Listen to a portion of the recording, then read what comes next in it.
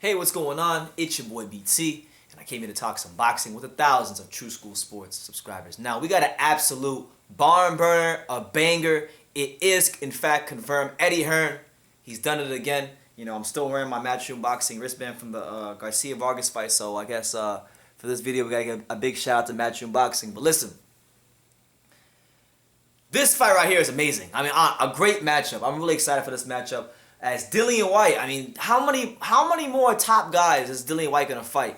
It's been reported that May 2nd, Dillian Whyte will in fact be fighting the always game and dangerous former world heavyweight champion or title holder Alexander Povetkin. Oh my God, what a freaking fight! Two of the hardest, most devastating, most fearsome punchers in the division, banging it out. Amazing fight. Now, speaking about Dillian Whyte, just speaking from the Dillian Whyte perspective of things, we're gonna include Povetkin. If you look at his last 5 fights, I mean, this guy just keeps fighting top guy after top guy. He's fighting Povetkin now. Okay, last fight he fought Marius Wack, who wasn't bad. He fought Oscar Rivas. He fought Derek Chisora before that. He fought Joseph Parker before that. So we're talking about Parker, Chisora, Rivas, Wack, and now Povetkin. That is about as good as it gets at heavyweight, as far as if you look at the last 5 fights, the body of work. And it just goes to show you, man, Dillian Whyte is willing to fight anybody. Dillian Whyte wants all the smoke. Dillian Whyte will fight anybody, anywhere, anytime. And this is if he wins this fight, because again, Povetkin is dangerous. Povetkin is gonna pose a lot of problems for him, as he does everybody he fights. If he wins this fight, that further solidifies him, because the consensus is that right now Dillian Whyte is probably the best heavyweight who doesn't have a title.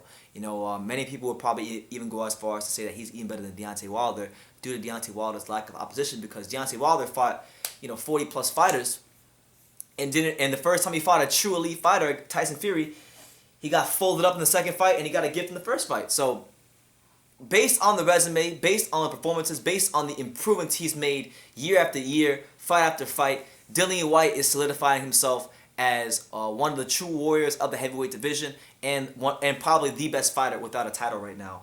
And you know what? I know this video is not about Wilder, but we got to call a spade a spade. This is another fighter who is fighting a guy that Wilder clearly ducked. They were supposed to fight in 2016. It didn't happen because Wilder's team ducked the fight. And since that happened, you've had Anthony Joshua clean up his mess. You've had even Michael Hunter, of all people, getting in the ring and fighting Povetkin. And now you got Dillian freaking Whyte, the man Wilder ducked. In fact, this matchup, Dillian Whyte, who was WBC mandatory, and Alexander Povetkin, a guy he had a fight scheduled with. This matchup is between two guys Wilder ducked. So I guess you guys could call this Deontay Wilder derby, to use a British term, rivalry. The Deontay Wilder opponent, bowl game. We use an American term. So I use a British term and an American term. Derby and bowl game. But anyway, the matchup itself is a great fight because both these guys, Povetkin, he's obviously on the downside. We know this. His last fight, he fought to a draw with Michael Hunter.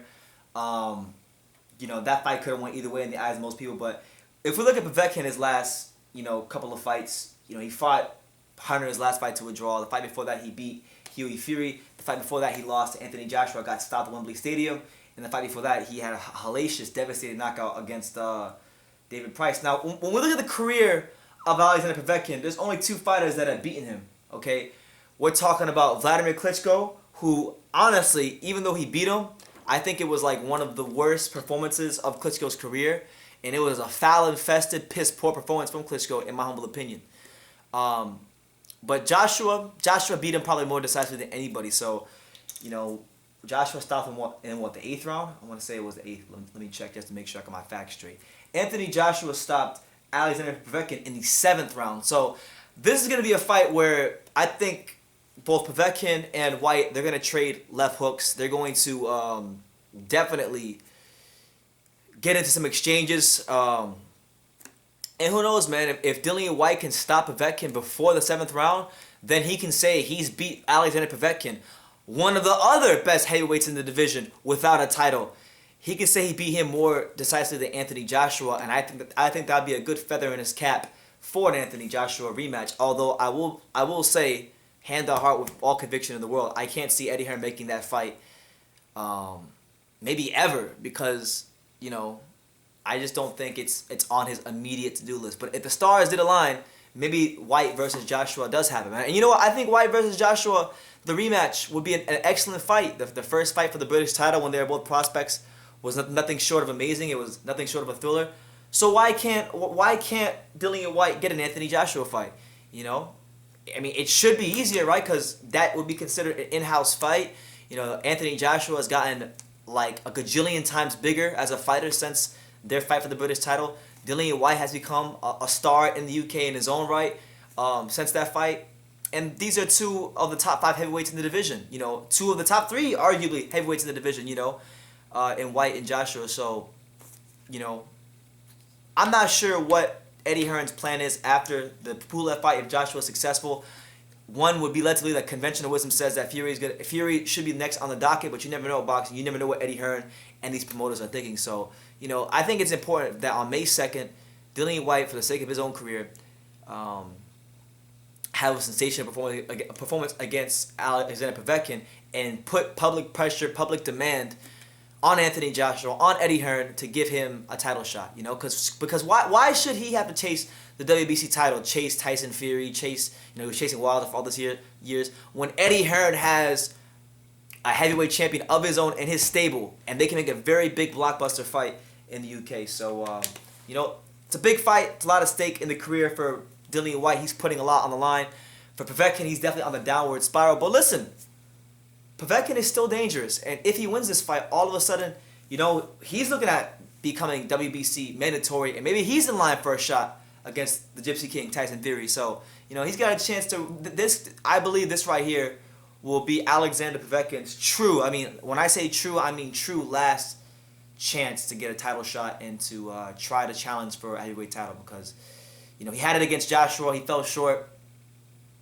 He's fighting a guy right now who, in my humble opinion, will lead him to that promised land of getting a title shot. So it's big for Povetkin. It's big for Whyte. It's high-stakes boxing. It's the heavyweight division. It's 2 of the best heavyweights in the division who don't have titles taking each other on at the Manchester Arena May 2nd. So you guys be on the lookout for that. We'll definitely be talking about this fight as it gets closer, as it gets near. So I'm looking forward to it. And yeah, man, let me know what you guys think in the comments down below. Who do you think will win and why? What do you think about the fight? What chance do you give Povetkin?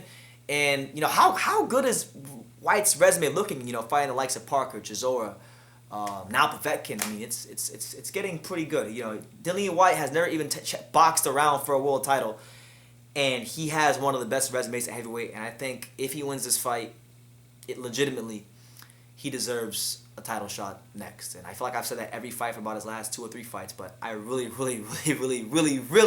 mean it now, because it's getting quite ridiculous. It's been damn near 1,000 days since him waiting for this WBC title shot. But thankfully, Deontay Wilder isn't going to hold Sophia and the WBC belt hostage any longer, and maybe we get a resolution. And maybe, aside from the belt, maybe Eddie Hearn will get some public pressure to allow Dillian Whyte to fight his golden goose for the heavyweight title, which I'd love to see. I'd love to see how Anthony Joshua handles Dillian Whyte a second time around, because Dillian Whyte has matured quite a lot as a fighter since the first fight. So leave your comments down below. Take the time to subscribe, and like I say in every single one of these videos, you can love me or you can hate me, but I'm just a kid from Daniel. So until next time, take care, guys.